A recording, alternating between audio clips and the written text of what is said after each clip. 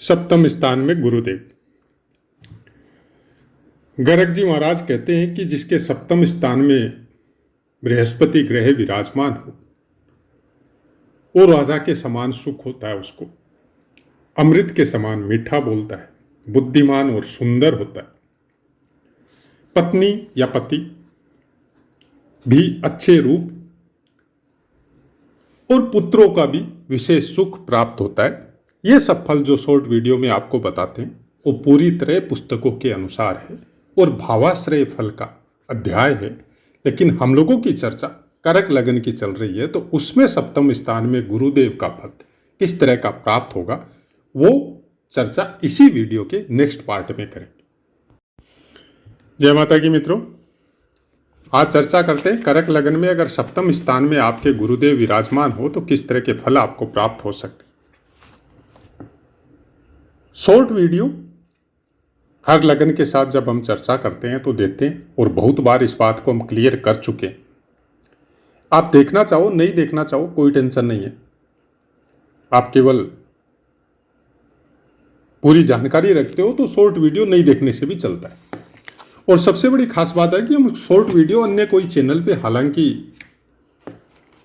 Instagram का भी हमने चैनल बनाया हुआ है, तो कभी इच्छा होती है तो उस शॉर्ट वीडियो को वहाँ प्रोवाइड करवाते हैं। अभी तो महीने भर से हमने कोई पोस्ट भी वहाँ पे नहीं किया। उसका कारण केवल इतना था कि कई बार कमेंट आए थे, उनको समझ में नहीं आया कि हम कब पुस्तकों के अनुसार बोलते हैं और कब अपने अनुसार बोलते हैं। तो फिर अगर पुस्तकों के अनुसार ही सुनना है तो फिर अलग अलग चैप्टर आते हैं। भावेश फलाध्याय है, भावाश्रय फलाध्याय है, फिर उसके बाद में कहीं कहीं कोई कोई पुस्तकें जो वर्तमान में आ रही है उनमें राशियों के अनुसार भी है।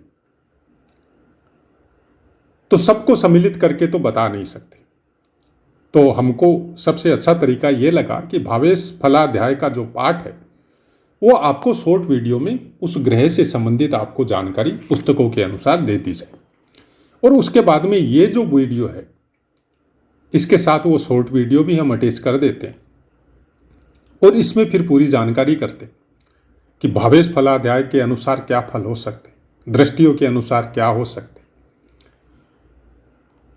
प्राय कर नवमांश और नक्षत्रों की भी बातें करते। लेकिन समय का अपना एक नियम है कि ज़्यादा लंबा वीडियो बनाने से भी इतना सुनना भी प्राय कर सबको अच्छा नहीं लगता है। हाँ, अच्छा नहीं लगता है ऐसी बात नहीं, अच्छा लगता है। जिस चैनल को, जिस बातों को, जिस चीज़ों को कोई स्वीकार करता है उसका 1 घंटा का वीडियो भी इंसान सुनता है, लेकिन सबके लिए संभव नहीं है। और ये पूरी तरह ज्योतिष से कनेक्टेड है, तो हर इंसान ज्योतिष को डीपली सुनना थोड़ा अवॉइड करता है, क्योंकि सबके अपने दिमाग की एक क्षमता होती, अपनी अपनी पसंद होती। कोई कहाँ समय व्यतीत करता है, कोई कहाँ। और कुछ हमारी भी कमजोरी है कि हम कुछ वैसा वातावरण इस सोशल मीडिया के इस चैनल में आपको प्रोवाइड नहीं करवाते, जिसकी वजह से हर आदमी को सुन के अच्छा लगे और फिर उसका सब्सक्राइब बढ़े, फिर हम बिजी हो, फिर कुंडलियां देखें, फिर फीस हो। तो वो सब चीज़ें हमारे साथ या हमारे कर्म के साथ सेट नहीं होती, क्योंकि जो देंगे वो ही मिलेगा। ये नेचुरलिटी का परमानेंट नियम है। और जब से ये ब्रह्मांड का, ये ज्ञान का आविष्कार हुआ है, ये तब से है। आप जो देंगे वो ही आपको मिलेगा। सब्सक्राइब बढ़ाने के लिए या अर्थोपार्जन के लिए हम कोई भ्रामक जानकारी आपको दे तो फिर हो सकता है कि कुछ धन आने की वजह से कुछ ऐसी दिमाग में भी कुंठा आ जाए कि हर समय भ्रम में ही जीना चालू कर दे, तो वैसा हम करना नहीं चाहते। सप्तम स्थान में बैठा हुआ गुरुदेव बहुत सुंदर फल देता है। ये दोनों के लिए है। हर ग्रह का जब भी बात करते हैं तो उसमें लेडीज और जेंट्स का कोई मतलब नहीं होता। ये कि जिसका भी कुंडली में है उसके लिए उसके अनुसार उसको समझना चाहिए। स्त्री है तो पति का कारक, पति है तो पत्नी कैसी मिलेगी कारक नहीं बोल सकते, लेकिन हाँ गुणों के खान या गुणों से कनेक्ट जरूर कर सकते हैं कि अगर कोई मेल है और उसकी कुंडली में सप्तम स्थान में गुरुदेव विराजमान है तो सत्व गुण से संपन्न कन्या के साथ विवाह होने की सूचना देता है। छठे स्थान का स्वामित्व है। छठे स्थान का स्वामी अगर सप्तम स्थान में बैठता है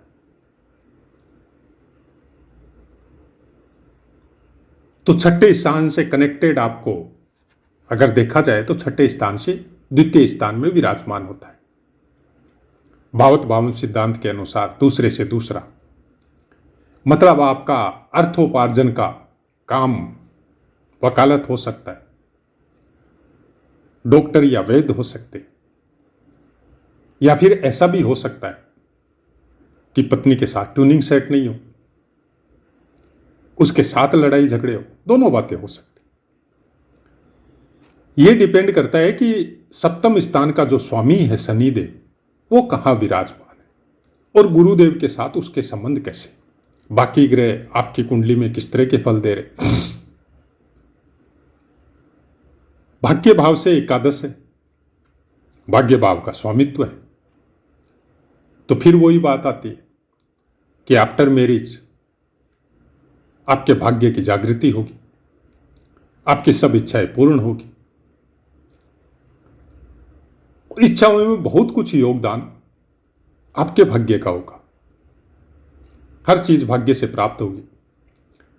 आपके अपने कर्म कुछ इस तरह से होंगे कि आप अपने पिता के कुल और उनके नाम को रोशन करेंगे। बुद्धि में चतुर, बातों को तुरंत समझने वाले, शारीरिक दृष्टि से सबल और हर चीज का सुख प्राप्त करने वाले, क्योंकि काम त्रिकोण में विराजमान है। लेकिन गुरु ग्रह है तो काम के संबंध में ज्यादा चिंतन नहीं करना, लेकिन शारीरिक दृष्टि से सुंदरता या दिव्यता यह गुरु ग्रह के कारकत्व है। पराक्रम, नवम दृष्टि जाएगी तीसरे स्थान पे, भाई बहनों का साथ, भाई बहनों की उन्नति के लिए चिंतित रहना, उनको सही मार्ग दिखाना। भाग्य भाव से एकादश है, एकादश लग्न से भी एकादश स्थान पे इनकी पंचम दृष्टि है। धर्म संबंधी चिंतन करना या इच्छाएं करना, परिवार का भरण पोषण या उसकी जिम्मेदारियों को उठाना, सबको सद्मार्ग पे लाने की कोशिश करना और खुद भी चलना, कुछ इस तरह के फल सप्तम स्थान में गुरुदेव के आपको प्राप्त हो गए। इनके फलों में कमी और बेसी तभी होगी जब या तो इनका खुद का बल शून्य हो, लग्न के अंश के नजदीक नहीं हो, या फिर किसी ग्रह की इनके ऊपर दृष्टि आ रही हो या इनके साथ युति हो रही हो और जो इनके लिए इनके कारकत्वों के साथ मैच नहीं करता। नवमांश के अनुसार देखें तो देव, नर और राक्षस, ये सब नवमांश हर 3.20 डिग्री के बाद में आपको चेंज होते रहते।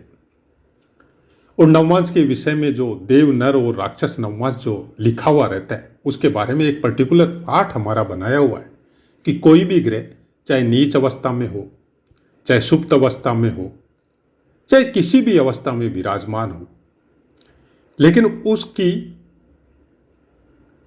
डिग्री देव नवमांश या नर नवमांश में है तो वो ग्रह अच्छा फल देता है।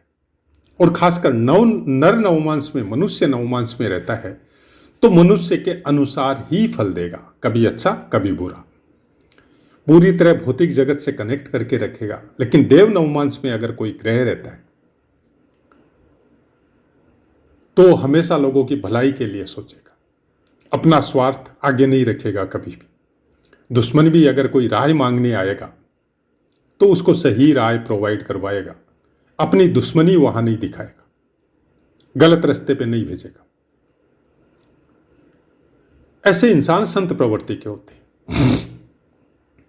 और ये गुरु ग्रह के गुणों से कनेक्ट होते हैं। अगर गुरु ग्रह खुद आपके देव नवमांश में हो तो बहुत बड़े समाज सुधारक होते हैं, लोगों का भला करने वाले, शिक्षा के द्वारा सबको रास्ता दिखाने वाले। मकर राशि में आपका उत्तराषाढ़ा, श्रवण और धनिष्ठा, ये 3 नक्षत्र आएंगे और तीनों ही नक्षत्र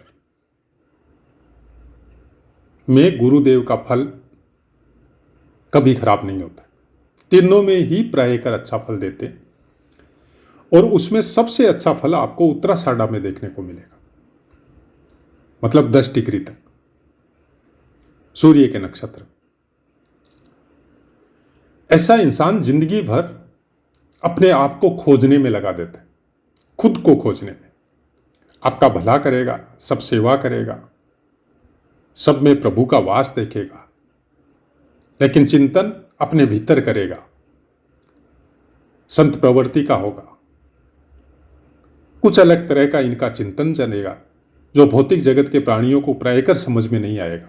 लेकिन ये बाहर से वैसे ही बने हुए रहते, जैसा भौतिक जगत इनसे अपेक्षा करता है उसी तरह का ये आचरण करते हैं, लेकिन भीतर इनका अंतर्द्वंद थोड़ा अलग लेवल पे चलता है। भीतर का प्रकाश धीरे धीरे अपने ज्ञान के द्वारा ये बढ़ाते जाएंगे। श्रवण नक्षत्र फिर भौतिक जगत से कनेक्ट कर देगा।